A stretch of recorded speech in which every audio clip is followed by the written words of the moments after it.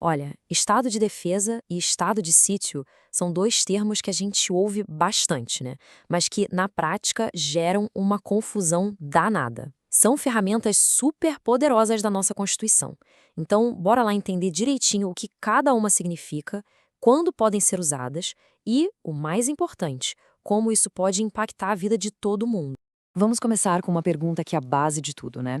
O que acontece quando a normalidade vai para o espaço? Pensa bem, a Constituição, as leis, tudo isso foi feito para funcionar em tempos normais, de paz. Mas e quando surge uma crise gigantesca que ameaça a ordem? Como o país reage? Pois é, a Constituição brasileira pensou nisso. E a resposta para isso tem um nome: estado de exceção. É como se a Constituição tivesse um kit de primeiros socorros, sabe? Um conjunto de regras especiais para esses momentos de anormalidade institucional. E aqui no Brasil, a gente vai focar nos dois mecanismos principais desse kit. Certo, então vamos abrir esse kit e pegar a primeira ferramenta. É o chamado estado de defesa. Ele é, digamos, a resposta nível 1, pensada para uma crise que é séria, sim, mas ainda está controlada. A gente pode pensar assim, de um jeito bem direto, o estado de defesa é para uma treta menor. Atenção, menor não quer dizer que não é grave, tá? É grave sim, mas é uma crise localizada, um problema que não se espalhou pelo país inteiro ainda. E o que pode acionar isso? Bom, pode ser para restaurar a ordem pública, uma ameaça grave de instabilidade institucional ou até mesmo uma calamidade natural de grandes proporções, como uma enchente gigante. Mas, olha só o detalhe crucial aqui, a condição chave. A crise tem que estar acontecendo em locais restritos e determinados. É algo pontual, cirúrgico, e essa é a grande sacada. Ok, e como isso é colocado em prática? O processo é super importante. Primeiro, o presidente tem que ouvir o Conselho da República e o Conselho de Defesa Nacional. Depois, e aqui vem a dica de ouro, ele decreta o estado de defesa. Guarda esse D. Só depois de decretar é que ele tem 24 horas para mandar o decreto para o Congresso Nacional aprovar. Ou seja, primeiro age, depois busca confirmação.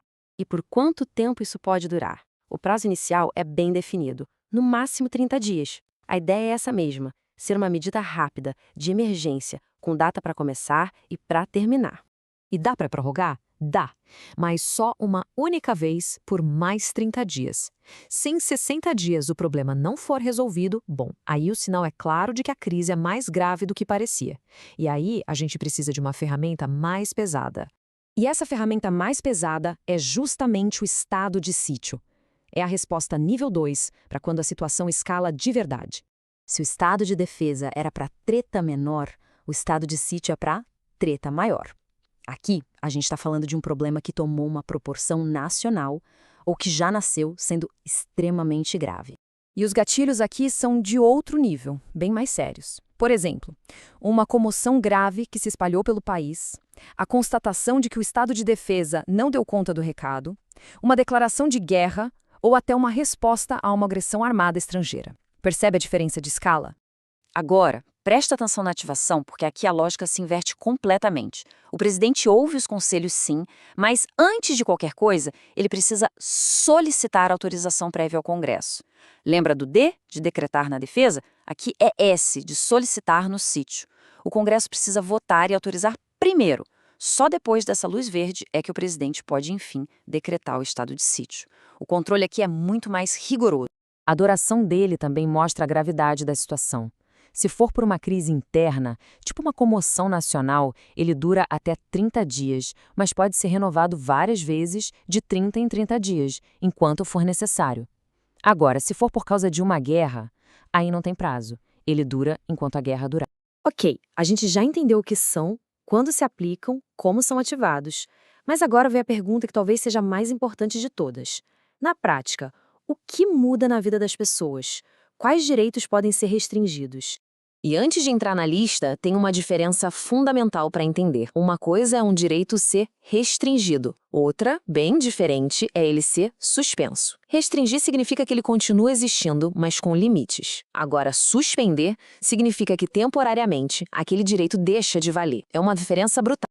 E essa tabela deixa isso bem claro. Olha só, no estado de defesa, o direito de reunião pode ser restringido. Já no de sítio, ele pode ser suspenso.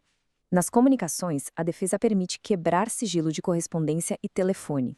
O sítio vai além, inclui também o sigilo de comunicação de dados de internet. E na propriedade? No estado de defesa, o governo pode usar temporariamente um imóvel, por exemplo, numa calamidade. No estado de sítio, a coisa aperta. Pode haver busca e apreensão em domicílio sem ordem judicial e até requisição de bens. É um poder muito, mas muito maior. E tem um ponto bem específico e poderoso no estado de defesa, que é a prisão. Em situações normais, ninguém pode ser preso sem ordem de um juiz, certo? Pois é. Durante o estado de defesa, uma pessoa pode ser presa por um crime contra o Estado por ordem do executor da medida, não de um juiz. É uma medida fortíssima. Mas, para evitar abusos, a própria Constituição coloca algumas travas. O juiz tem que ser avisado na hora, o preso não pode ficar incomunicável e pode pedir exame de corpo de delito. E tem mais um limite, que é de tempo. Esse tipo de prisão especial, sem ordem judicial prévia, não pode durar mais do que 10 dias. É uma salvaguarda importantíssima para um poder tão excepcional. Ufa! Bastante informação, né? Então, para fechar e garantir que ficou tudo claro, vamos fazer aquele resumão final colocando os dois lado a lado. Então, o resumo da ópera é esse. O estado de defesa é para uma crise localizada, a treta menor. O processo é mais rápido, o presidente decreta primeiro. E a duração é limitada, no máximo 60 dias. Já o estado de sítio é para uma crise nacional, a treta maior. O processo é mais controlado, o presidente solicita autorização do Congresso primeiro e a duração pode ser bem mais longa. É um sistema de resposta em degraus, do mais leve para o mais pesado. E tudo isso nos leva a uma reflexão final, que é a grande questão por trás desses mecanismos. Como é que uma democracia se protege de uma crise gigantesca, sem no processo acabar destruindo as próprias liberdades que ela deveria defender? Encontrar esse equilíbrio entre segurança e liberdade, bom, esse é, sem dúvida, um dos maiores e mais constantes desafios de qualquer nação.